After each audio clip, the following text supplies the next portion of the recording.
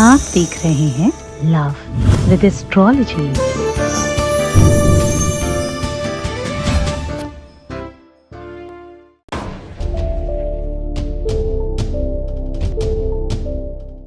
नमस्कार, मैं हूं आचार्य सतीश अवस्थी और आपका बहुत स्वागत करता हूं लव विद एस्ट्रोलॉजी में।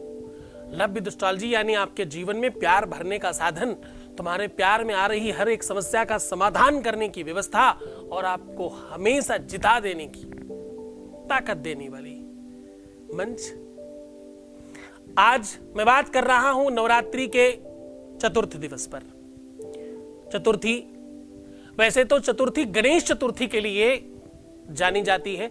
नवरात्रि का चतुर्थ दिवस वैसे भी संतान को बेहतर बनाने के लिए माना जाता है।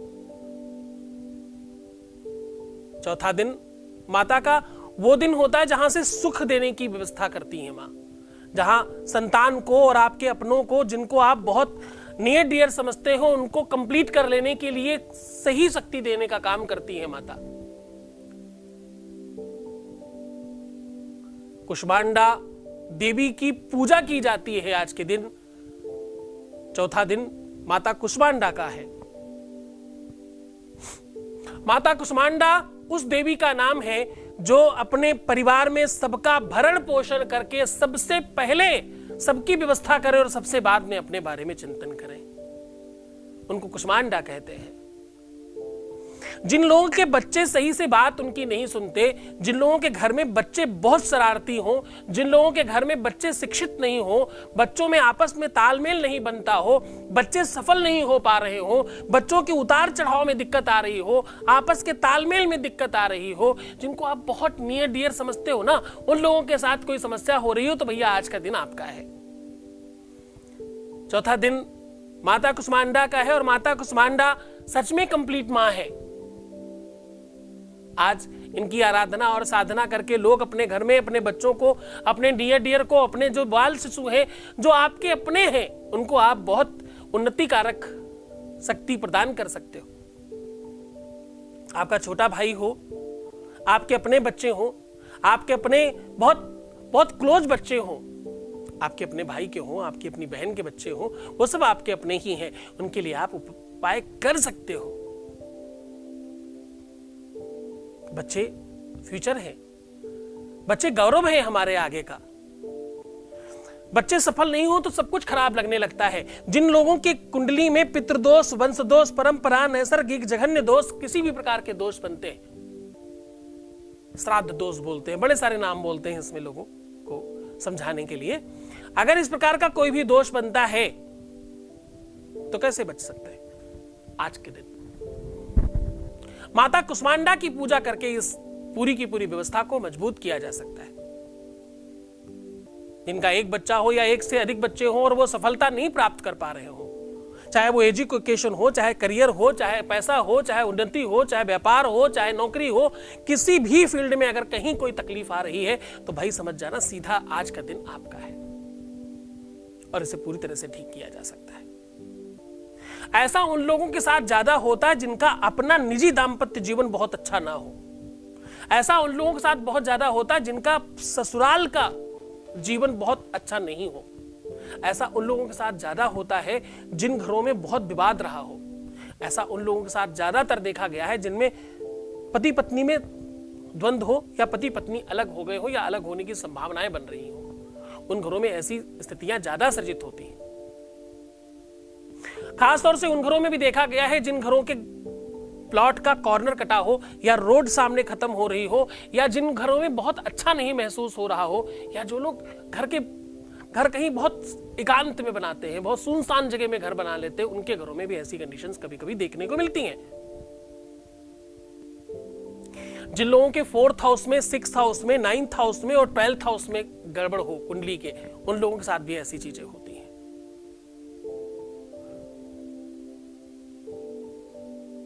जिन लोगों को रात्रि में नींद आते आते चौंक जाते हो, उन लोगों के साथ ऐसा होता है। सपने में उल्टी सीधी चीजें देखते हो, उनके साथ ऐसा होता है। जिन लोगों के टांगों में, पैरों में, थाइस पे, घुटने के ऊपर या घुटने के नीचे बार बार दाग पड़ते हो रात में सोते समय, उनके साथ ऐसा ज्यादा होता है। उनके परिवार में ऐसी स्थितियां जल्दी सर्जित होती हैं। और ध्यान से समझना, ये सारी की सारी अव्यवस्थाएं आप एक साथ समाप्त कर सकते हो माता कुष्मांडा की कृपा से, पूरी तरह से व्यवस्थित कर सकते हो माता कुष्मांडा की कृपा से।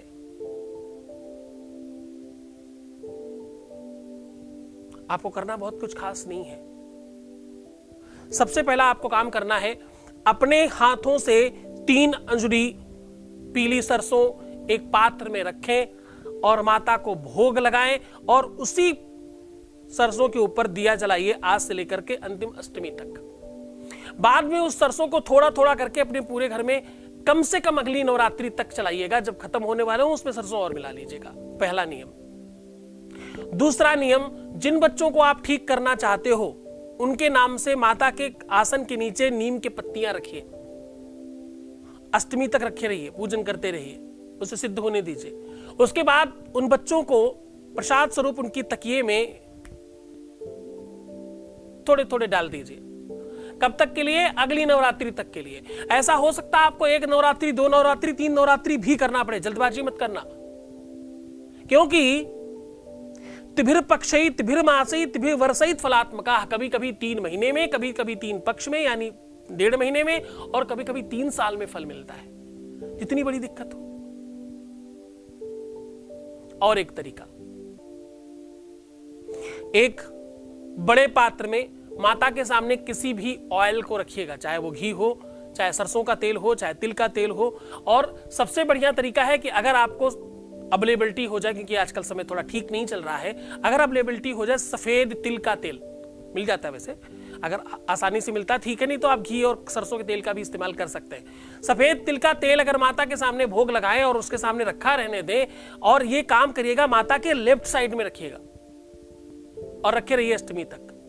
उसके बाद उस तेल को सब लोग इस्तेमाल करें थोड़ा थोड़ा, जितने भी लोग हैं सारे लोग इस्तेमाल करें थोड़ा थोड़ा। और कैसे इस्तेमाल करना है? रात्रि में सोते समय सबको अपनी नाभि में लगाना है, क्योंकि नाभि जन्म स्थान है। जन्म कुंड बोलते हैं इसको, गर्भ कुंड बोलते हैं इसको, बड़े नाम है इसके।